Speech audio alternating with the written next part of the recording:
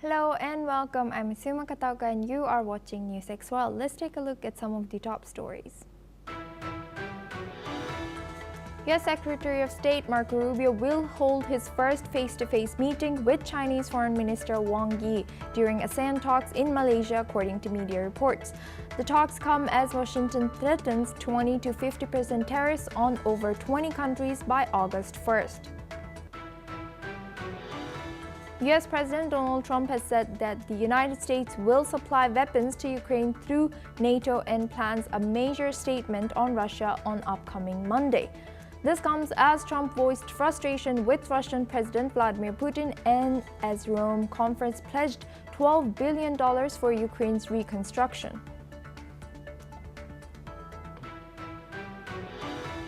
Meanwhile, Ukraine's overnight drone attacks targeted Moscow and multiple Russian regions, killing one person and damaging an agricultural enterprise. According to media reports, while Russian Defense Ministry said air defenses downed 155 Ukrainian drones, including 11 heading for Moscow. South Korea, Japan, and the United States held a joint air drill with a US B-52H strategic bomber and allied fighter jets over international waters to deter North Korea's nuclear threats, according to media reports. The three nations' defense chiefs also met in Seoul, stressing trilateral cooperation. Argentine judge has ordered ex-president Alberto Fernandez to stand trial for alleged corruption involving government insurance policies. The case accuses Fernandez of irregularities during his presidency in managing state contracts. U.S. President Donald Trump announced a 35% tariff on Canadian imports starting August 1st and plans 15 to 20% tariffs on most other countries, Reuters reported. Trump warned Canadian Prime Minister Mark Carney that the rate could rise if Canada retaliates, while carve-outs are expected for energy, fertilizer, and USMCA goods. UN spokesperson Stephanie Dujarric said that the United Nations team delivered 75,000 liters of fuel into Gaza on Wednesday, the first such delivery in 130 days, according to media reports. He warned the amount is insufficient for even one day's energy needs and urged for more to avoid service shutdowns. Mahmoud Khalil, a prominent leader of U.S. pro-Palestinian campus protests, has filed a $20 million lawsuit against the Trump administration on Thursday over his arrest, according to media reports. Khalil was recently released after being detained during pro-Palestinian demonstration.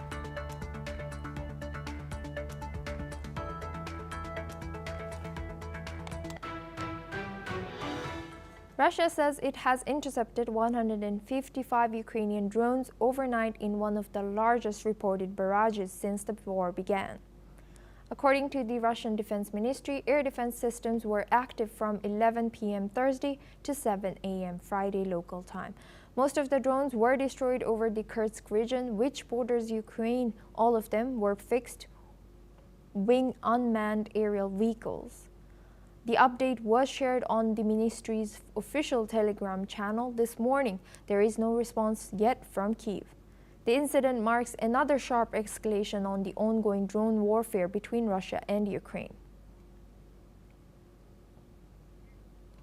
Now we're joined by Peter Baum. He's a foreign editor of Weekly Blitz, joining us live from London. Thank you, Peter, for joining us today.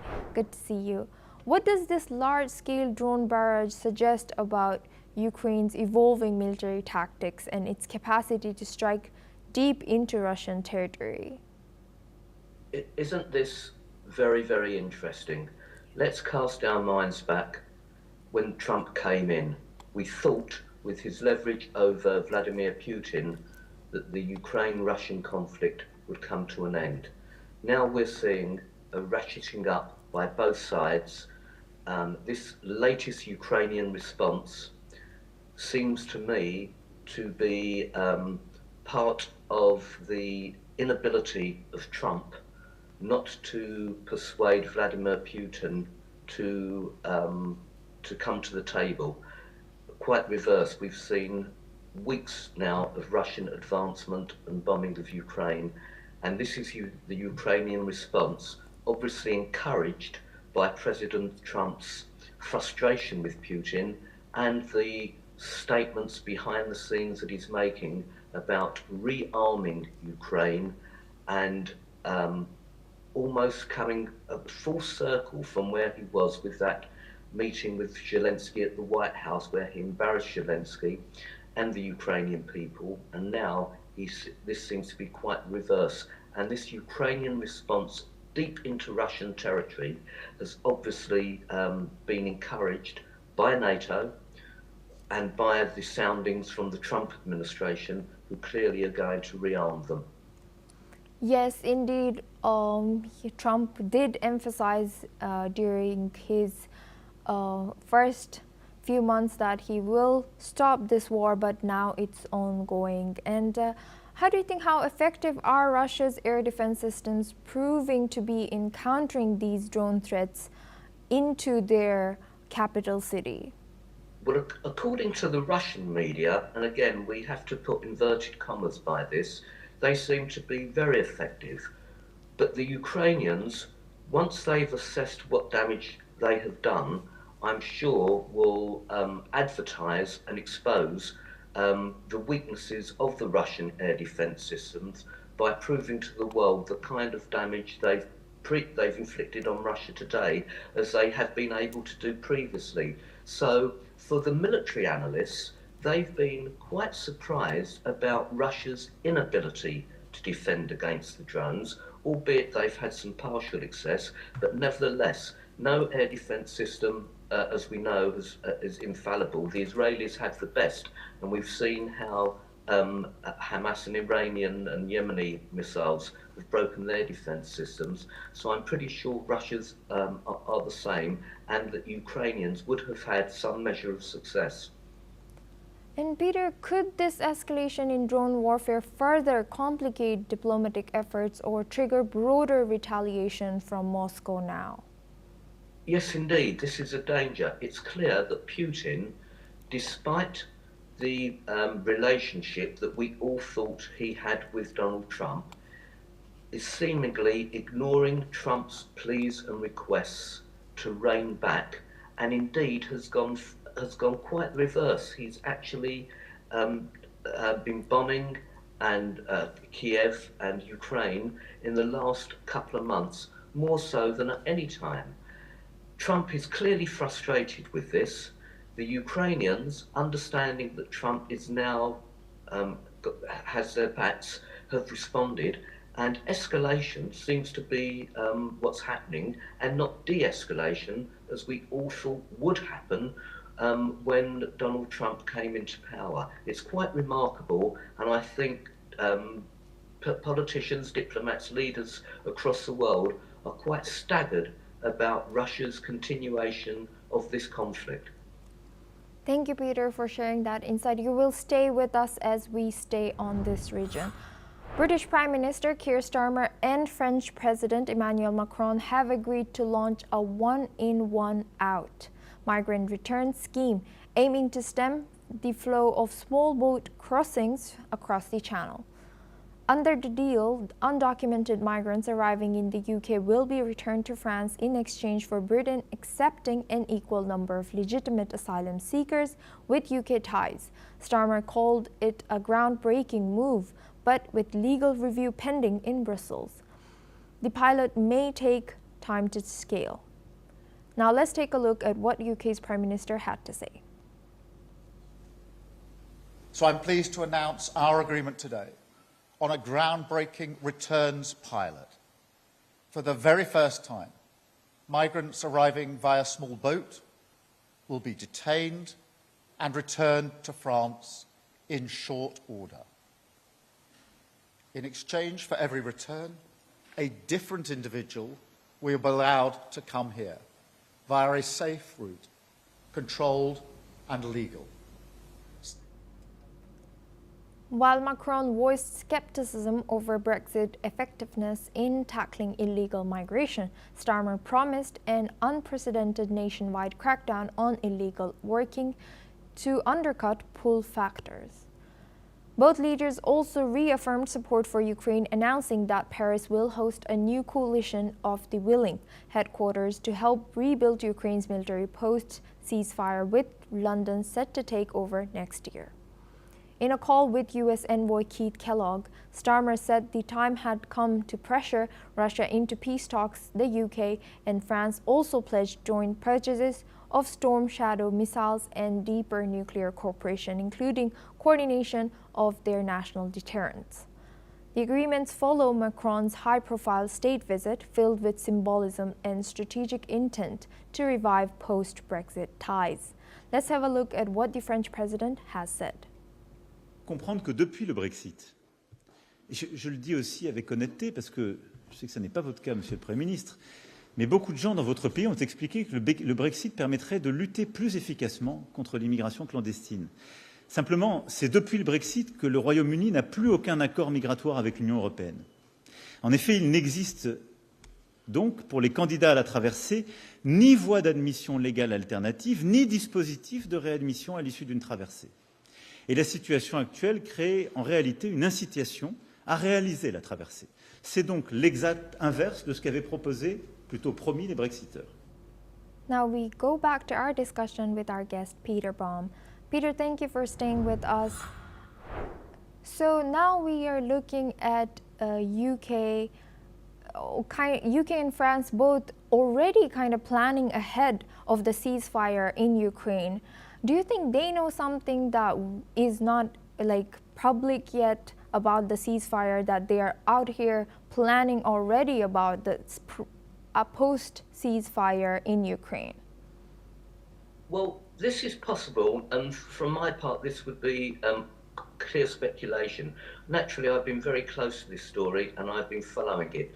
But I must admit, when it comes to Ukraine, rather like the Middle East, the Trump administration is almost bypassing the European Union, who have been Ukraine's major supporters.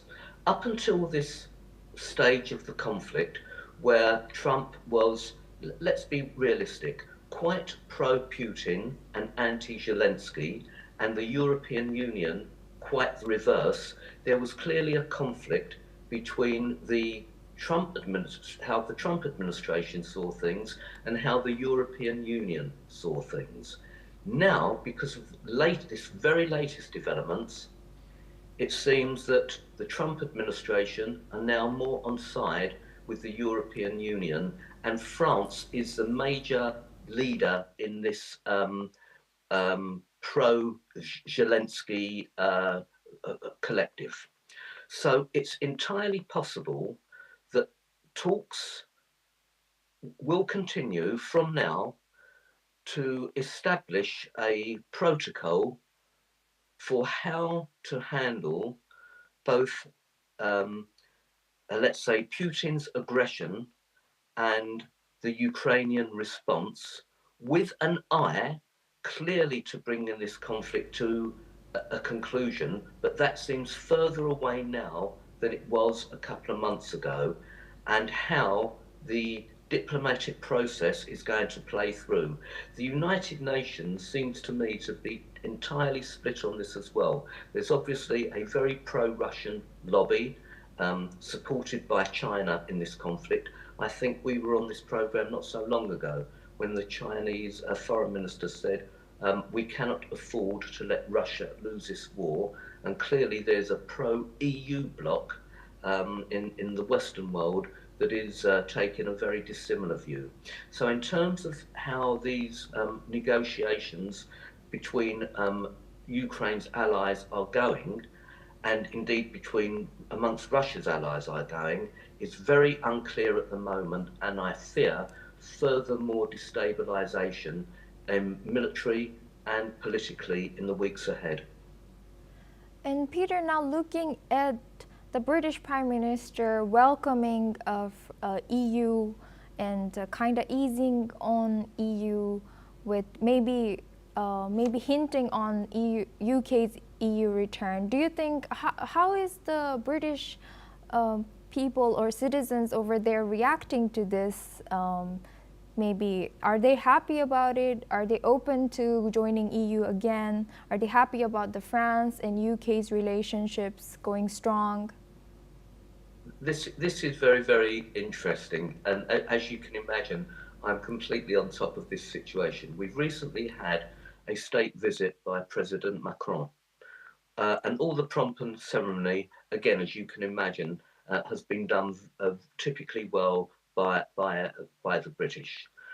But almost every national newspaper, apart from the most pro-Starmer newspapers, and even they are taking an un-Starmer view, have been scathing in how the British Prime Minister has caved in to the French requirements regarding the small boat crisis and what it means for the British public vis-a-vis the EU.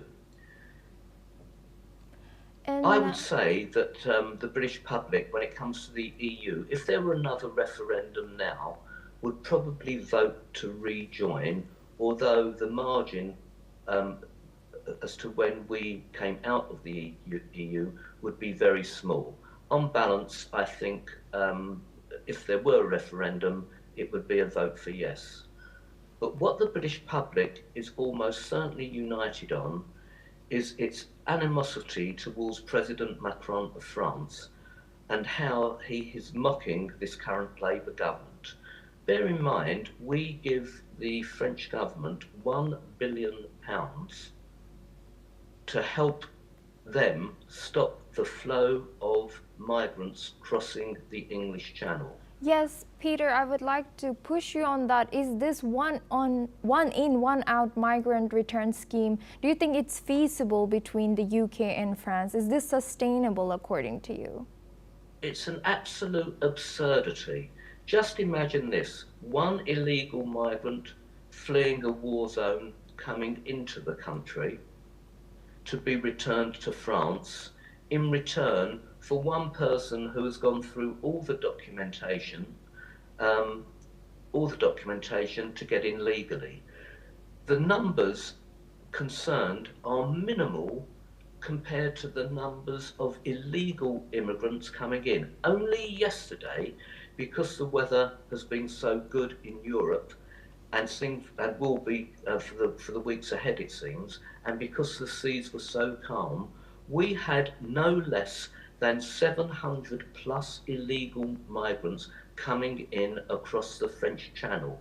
All of those the French are committed to stop by the amount of money we, the British public, the British taxpayer I should say, are given to the French in order to help them stop the flow of migrants.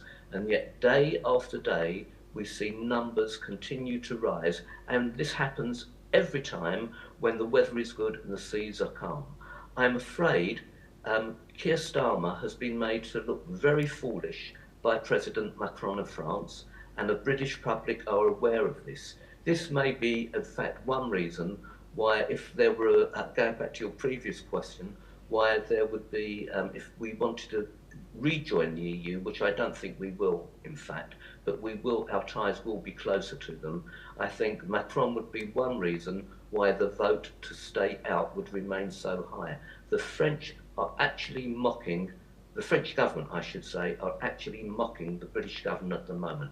It's an absurdity, and I think we'll be coming back to this subject in the weeks ahead to verify so. Thank you very much, Peter, for sharing that insight. You will stay with us as we stay in the region. British Prime Minister Keir Starmer is expected to meet President Donald Trump in Scotland later this month. Sources say that Starmer accepted Trump's invitation during planning for his upcoming U.S. visit. This will be Trump's first trip to Britain since last year's election. Security preparations are underway in Scotland as officials finalize details for the high-profile meeting.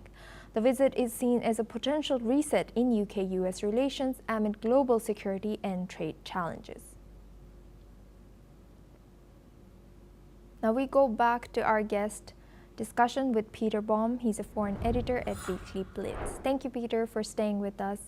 Now, is Prime Minister Keir Starmer's meeting with Donald Trump a strategic diplomatic move or a political risk given Trump's polarizing global image and his tariff war? Well, both, I think. And one thing that is clear, that whilst Donald Trump does not have good personal relationships with many of the world's leaders, for some reason, he and Keir Starmer seem to get on very well indeed. We believe he actually likes Keir Starmer, and I think this is, from a political point of view, helps to boost Keir Starmer's credibility in an otherwise desperate first year for the Labour government. They are very, very unpopular. But this trip by Donald Trump, which was the worst kept secret in British diplomatic circles for years, will certainly increase Keir Starmer's credibility on the world stage. Moreover, good personal relationships lead to good economic and good military relationships. And with Donald Trump still progressing with his tariffs on many countries, it looks as if the UK will get off very lightly if any tariffs are imposed at all. And that, again, will increase Keir Starmer's political credibility amongst his domestic audience, which is mind you, it is coming from a very, very low base. So I think it will do both leaders some good, but the Labour government, despite this, remains very, very unpopular. Thank you very much, Peter Baum, for joining us today and sharing your insight all the way from UK. Now we move on to our next news. Israeli Prime Minister Benjamin Netanyahu says peace with Arab neighbors could be near, while reiterating that Iran's nuclear program has been set back several years. This comes after Netanyahu, during his visit to Washington, said that Iran's supply of enriched uranium remains a major concern, despite the Israeli military's 12-day aerial campaign last month targeting Iranian nuclear and military sites. Netanyahu admitted that the operation did not deal with Iran's enriched uranium stockpile and stated that Iran shouldn't get it. He also emphasized that although enriched uranium is not enough to make atomic bombs, it remains a critical component and Israel wants that element under control. Meanwhile, according to reports, a senior Israeli official has said that Israeli intelligence shows Iran's uranium stockpiles from Fordo, Natanz, and Isfahan had not been moved before the nuclear sites were struck by the US last month. The official, however, did say that access to the stockpile in Isfahan may still be possible. The complete stockpile from the three sites was estimated at 400 kilograms, enriched to 60%. Now we're joined by Jordan Cope. He's a Middle East expert joining us from Texas, US. Thank you for joining us today. With Prime Minister Netanyahu claiming peace with Arab neighbors is near, how realistic is this claim amid continued tensions with Iran, also with Gaza? It's very possible that some sort of agreements are indeed near. Netanyahu recently met with the head of state of Mauritania while in Washington, D.C., a country that, while used to having relations with Israel, suspended such relations after the 2008-2009 war. It was rumored that Mauritania might have been one of the countries that was considering joining the Abraham Accords at the end of Trump's first presidency. And it should also be noted that Ahmed al-Shara, the president of Syria, recently met with Sahi Anagbi, the head of Israel's National Security Council in recent days. Now, some speculate that a full normalization between Israel and Syria might not quite be near in the immediate future.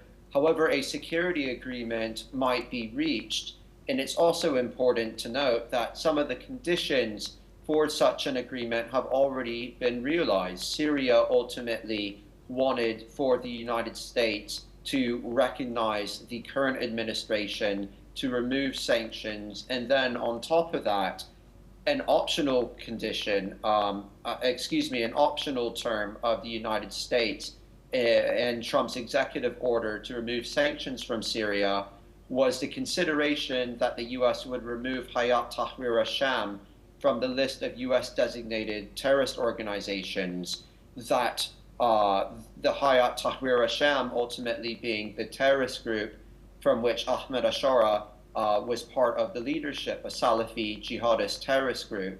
The fact that the U.S. ultimately removed that designation is ultimately an appeal and an overture to Ahmed Ashara, and likely an indicator that there's probably something else going on behind the scenes. It's also rumored that in the future, perhaps Lebanon could join the Abraham Accords, and perhaps we might see Saudi Arabia in the more distant future. Regarding Lebanon, what will be necessary for it to join the Abraham Accords is for Hezbollah to be disarmed, which the United States is currently working with Lebanon to help it achieve that. Now, regarding Saudi Arabia, it's rumored that Saudi Arabia might also soon join the Abraham Accords after the war in Gaza ends. And it's also been rumored that another condition necessary perhaps might be the removal of Hamas from power in the Gaza Strip. So it's a very exciting time. There are a lot of rumors circulating. And now that Iran has been dealt a heavy blow in its recent war with Israel, having suffered a lot of losses in terms of RG leadership being eliminated, and in terms of its nuclear facilities having been dealt a serious blow, it's going to be more difficult for Iran to activate its proxies, such as Hezbollah, which were dealt a heavy blow in the October 7th war in Lebanon and Syria, and the Houthis, who have been dealt somewhat of a blow in Yemen. It's going to be difficult for Iran once again to disrupt the Abraham Accords, and for Hamas as well to do so. And it should also be remembered that part of the reason Hamas attacked on October 7th was to disrupt impending Abraham Accords and very near Saudi normalization at the time. And Jordan, how does this growing urgency over Iran's 60% enriched uranium and possible diplomatic breakthroughs with Arab states reshape regional security and the future of Middle East nuclear balance, according to you? At minimum, it appears that Iran's nuclear program was set back at least 1 to 2 years. The report from Israeli intelligence and one specific official that you referred to earlier in your coverage seems to suggest that the nuclear material, the enriched uranium, enriched up to 60% in Isfahan, Natanz, and Fordow, was not removed before Israel and the United States attacked those facilities. And while it's possible that Iran could gain access to the facility and the stockpile in Isfahan, it's very likely that that material was significantly damaged in the attacks by the US. And so French intelligence seems to potentially corroborate this, with French intelligence reports also suggesting that it would need ultimately confirmation from the IAEA to ultimately make its assessment as to the status. But its report did not differ too much from that of the Israeli report. So it remains yet to be seen. But the reality is that Iran's nuclear program has been set back, its proxies have been significantly undermined, and its ability to prevent Israel in the future from normalizing with countries such as Saudi Arabia, an existential, which Saudi Arabia has considered Iran an existential threat for many years now. There's nothing really holding back a lot of these countries from forging normalization or open security arrangements with Israel now that Iran has been significantly undermined. However, the war in Gaza likely will need to end in order for some of the countries to join, such as Saudi Arabia, and perhaps even in the future we might see countries such as Indonesia, which hosts the world's largest Muslim population, join. After all, it was rumored that they were considered a possible candidate for joining the Abraham Accords at the end of Trump's first presidency. And personally, I wouldn't be surprised if Saudi Arabia and Indonesia, if they do normalize at the same time to help provide cover and accountability for their administrations who might face some protest at home. And Jordan, as we both said that Israel has set back, or U.S. has set back Iran's nuclear capacity, but given that Israel's recent military campaign did not neutralize Iran's enrichment uranium reserves, what are the next steps and what are the risks now for Israel's strategy to prevent a nuclear in Iran, enrichment in Iran? I think we're one step ahead with the question, because it's possible that Israel did ultimately at least significantly damage and possibly even destroy the uranium stockpile that was enriched to 60%. It will ultimately need to be enriched to 90% in order for it to become a nuclear weapon, to be used for a nuclear weapon. However, what appears to be the situation right now is that it's very possible that that stockpile was significantly undermined and potentially destroyed. It's going to take Iran 1 to 2 years at minimum to be able to break out towards a nuclear bomb, and that's significant time for Israel to prepare. Israel, as we know, has a significant amount of Mossad agents currently on the ground in Iran. They were very responsible for helping in the operations in the 12-day war, and in some part for shooting down drones that were being launched by Iran from Iranian soil. It's very clear as well from Israeli intelligence that the Mossad clearly were very close to some of the key leadership in Iran and surely helped direct Israel's successful attacks on Iran's top leadership and top brass in the Revolutionary Guard. And so Iran's a bit handcuffed right now.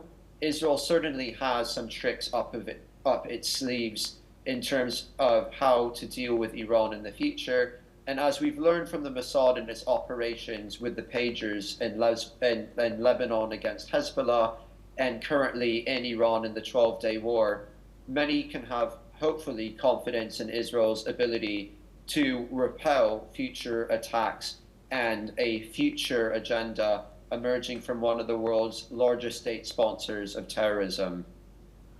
Thank you very much, Jordan Cope, for joining us and sharing your insight as Middle East expert. Now we move on to our next news. Canada's Prime Minister Mark Carney says the country is ready to launch a series of major national projects. Speaking on ongoing trade talks with the U.S., Carney said Canada has firmly defended its workers and businesses. He stressed that Ottawa remains committed to protecting communities and saving lives on both sides of the border. Carney added that cooperation with Washington will continue as they work towards the revised trade deadline of August 1st. The Prime Minister's comments come amid rising tensions over tariffs and cross-border agreements. Canada is signaling it won't back down as negotiations intensify. Now we are joined by our guest Shruti Das Gupta. She's a foreign affairs expert joining us live from New Delhi. Thank you, Shruti, for joining us today. Good to see you. As Prime Minister Carney pushes forward with major national projects, how might ongoing trade tensions with the U.S. impact Canada's economic growth and domestic priorities? Greetings, Asuma. Thank you for inviting me.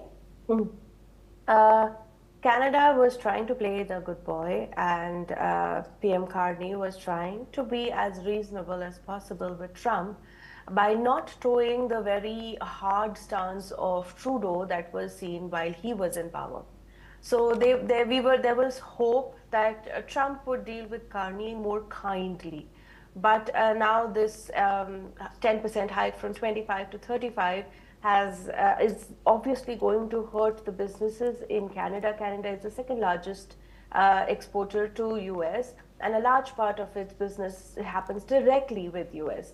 Direct trade happens with US. So this increase in trade in the name of fentanyl is going to hurt the Canadian economy, and it is going to hurt the Canadian businessmen. And that is why now Carney has to make some really, really tough calls on how to deal with Trump and his increasing demands.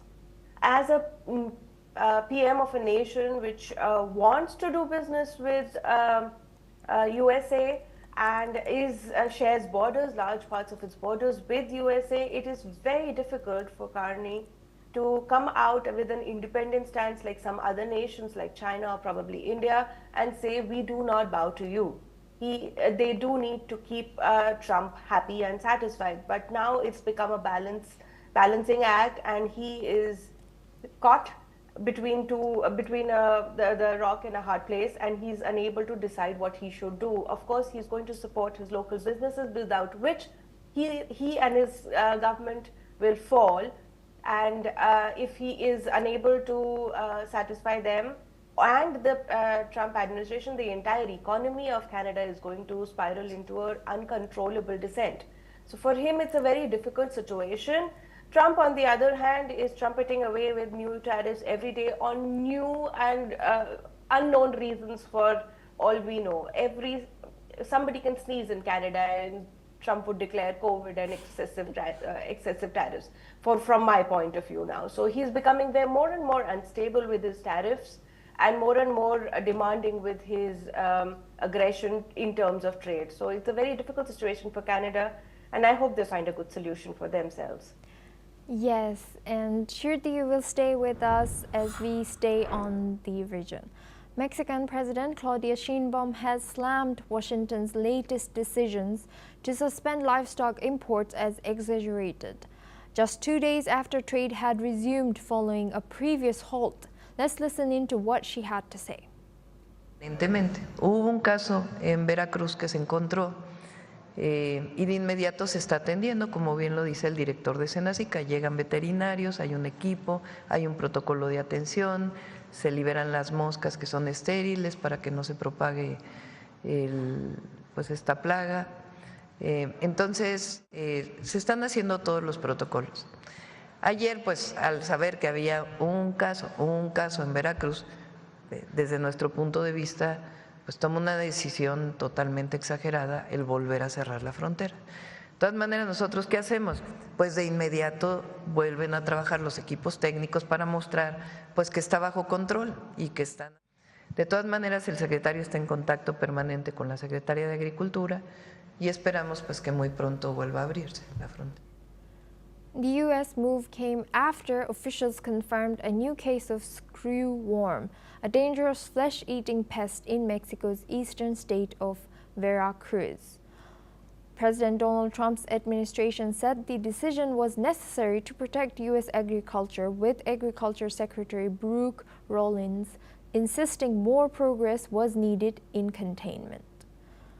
But Sheinbaum pushed back, saying Mexico had already activated emergency protocols, including treatment of affected herds and the use of sterile flies to halt the larvae's spread.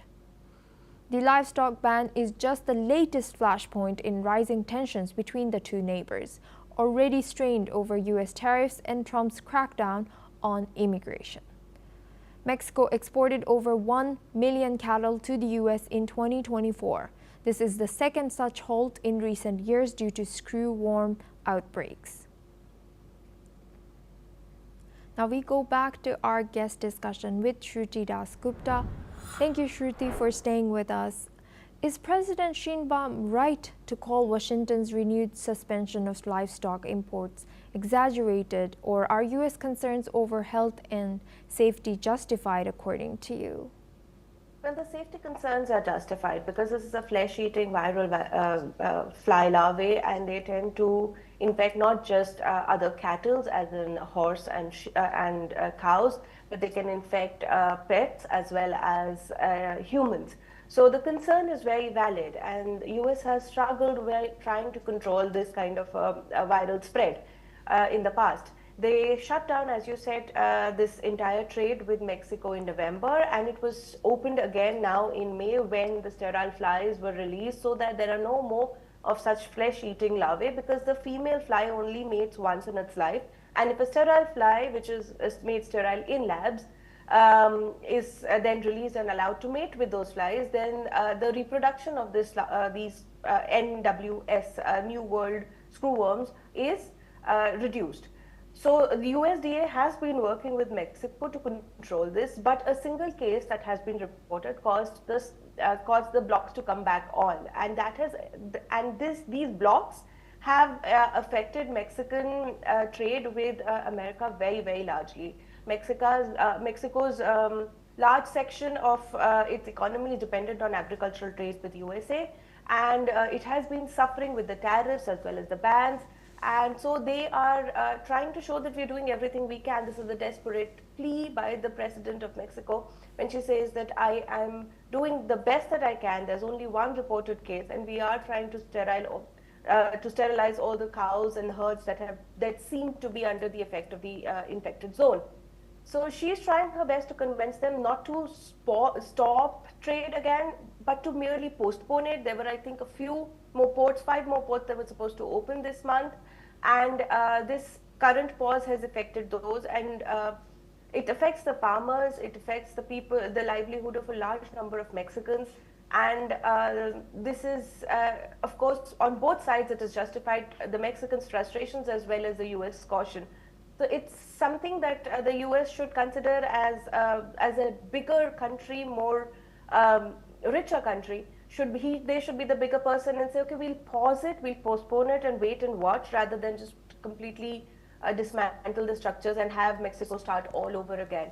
The caution is justified, the action is not. Thank you very much, Shruti, for sharing that insight. You will stay with us as we stay on the topic. A federal judge has once again blocked President Donald Trump's administration from denying citizenship to certain babies born in the United States. The decision by U.S. District Judge Joseph LaPlante comes despite a recent Supreme Court ruling that limited the power of judges to issue nationwide injunctions. The ruling was delivered during a hearing in Concord, New Hampshire, where immigrant rights advocates urged the court to grant class action status in a case challenging Trump's executive order to curb birthright citizenship. The order was signed by Trump on his first day back in office this January. Judge LaPlante, a George W. Bush appointee, ruled that plaintiffs may provisionally proceed as a class, allowing him to issue a new order blocking the policy nationwide. However, the ruling has been paused for 7 days to allow time for appeal, which the Justice Department has indicated it will pursue. Now we go back to our discussion with Shruti Dasgupta. She's a foreign affairs expert. Thank you, Shruti, for staying with us.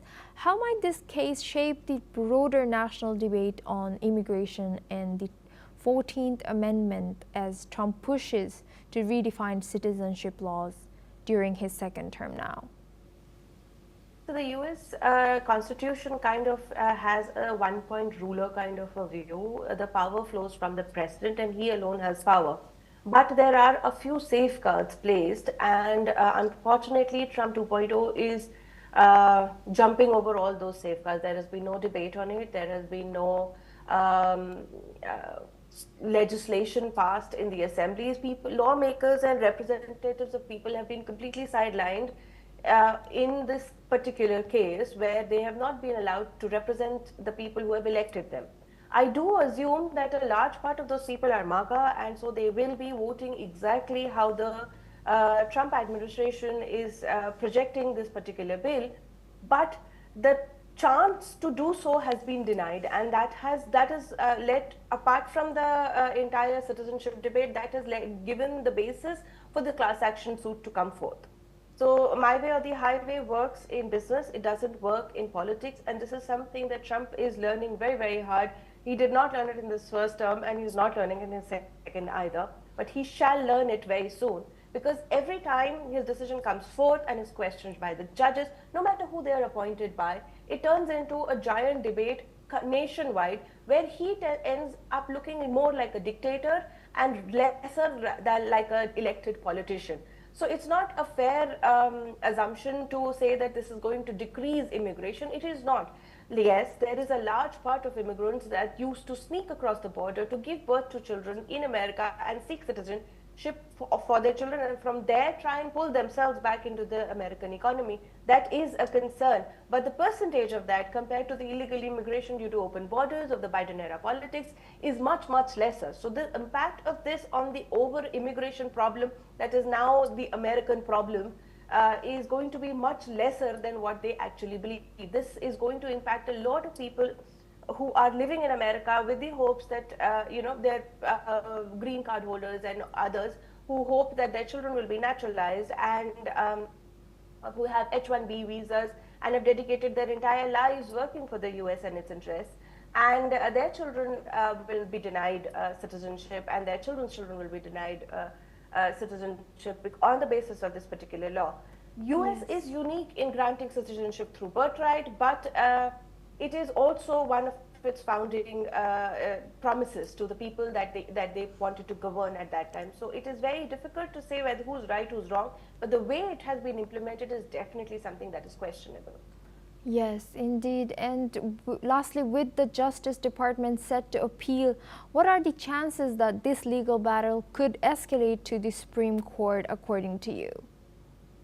It is definitely going to escalate, and it is definitely going to cause some decent amount of waves in the US politics itself, until unless Trump says, okay, the execution is passed, but I'd still allow debates on it, and he'll pass proper legislation on it. Until unless he goes back on those things, while the executive order exists, the judges will kind of push back, and there's a large lobby that is pro-immigration that is going to push against this particular executive order of Trump, and we are going to see a similar situation going to arise in months again and again on all the orders that Trump is going to pass via executive order. Thank you very much, Shruti, for joining us today and sharing your insight throughout our news. Now we move on to our next news. South Korea, Japan, US top military officers have urged North Korea to stop all unlawful activities to destabilize the Korean peninsula as they hold a trilateral meeting in Seoul. South Korea's Joint Chiefs of Staff Chairman Kim Myung-soo, his US counterpart Dan Kane, and Japanese counterpart Yoshihide Yoshida stressed the importance of security cooperation during the trilateral Chiefs of Defense meeting. The meetings came amid growing speculation that US President Donald Trump may ask South Korea to pay more for the US troop presence in the country. Trump said America's Asian ally should be paying for its own military protection, a day after saying he planned to impose a 25% tariff on imports from South Korea. Trump has accused Seoul of free riding on US military might, with some 28,500 American troops stationed in South Korea as part of efforts to deter nuclear-armed North Korea. Here's what the military leaders had to say. 북한의 핵미사일 위협이 고도화되고 영내 안보 도전 위협이 상존하는 상황에서 한미일 3국 안보 협력의 추동력을 유지하고 지속 발전시키는 것은 매우 중요합니다. and China are undergoing an unprecedented military buildup with a clear and unambiguous intent to move forward with their own agendas. We need to be mindful of that. We need to be able to demonstrate resolve, to be entrepreneurial and proactive in our partnerships, to make sure that our leaders at every echelon understand and trust each other, and to take the best available combat capability and capacity between our three nations so that we can fight tonight, fight together, and win together. Now we move on to our next news. China has called on Cambodia and Thailand to resolve their border dispute through friendly dialogue, expressing willingness to play a constructive role while maintaining an objective and fair position. Chinese Foreign Minister Wang Yi made the remarks during a meeting with his Thai counterpart, Maris Sangiampongsa, on the sidelines of the ASEAN Summit in Malaysia. In a separate meeting with Cambodian Foreign Minister Prak Sokhonn, Wang Yi reiterated China's neutrality on the border issue, while also calling for tougher security measures to combat cross-border crimes, including online gambling, wire fraud, and smuggling. Tensions have been rising between Cambodia and Thailand since late May, following a deadly shootout that left a Cambodian soldier dead near a disputed stretch of their 820-kilometer border. Cambodia has since sought intervention from the International Court of Justice.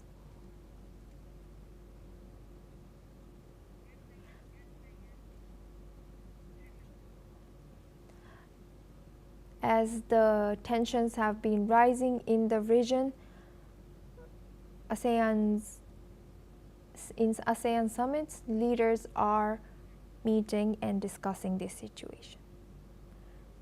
Now we move on to our next news. U.S. President Donald Trump will host Philippine President Ferdinand Marcos Jr. at the White House on July 22nd. A White House official confirmed today. The meeting comes amid growing regional tensions, with Manila reiterating its call for a legally binding code of conduct with the South China Sea, urging all parties to finalize it by 2026.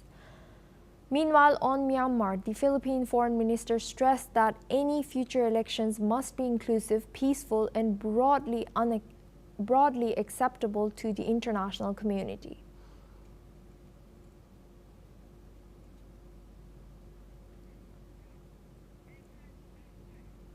Now we move on to our next news. In a dramatic turn in Bangladesh's political crisis, a special tribunal has indicted former Prime Minister Sheikh Hasina on charges of crimes against humanity.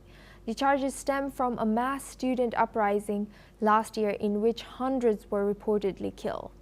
Hasina, along with former Home Minister Asaduzzaman Khan, is being tried in absentia, as both have been exiled in India since August. Former Police Chief Chaudhry Abdullah Al-Mamun, who was arrested, appeared in court and pleaded guilty, offering to testify against his co-accused as an approver. Bangladesh's interim government, led by Nobel laureate Muhammad Yunus, has formally requested Hasina's extradition from India, though New Delhi has yet to respond. Hasina's political party, the Awami League, condemned the tribunal, calling it a kangaroo court. The prosecution, meanwhile, submitted leaked audio and documents allegedly tying Hasina to the violence. However, the tribunal has scheduled August 3rd for opening arguments and August 4th to begin witness testimonies, marking a crucial moment in the nation's volatile political landscape.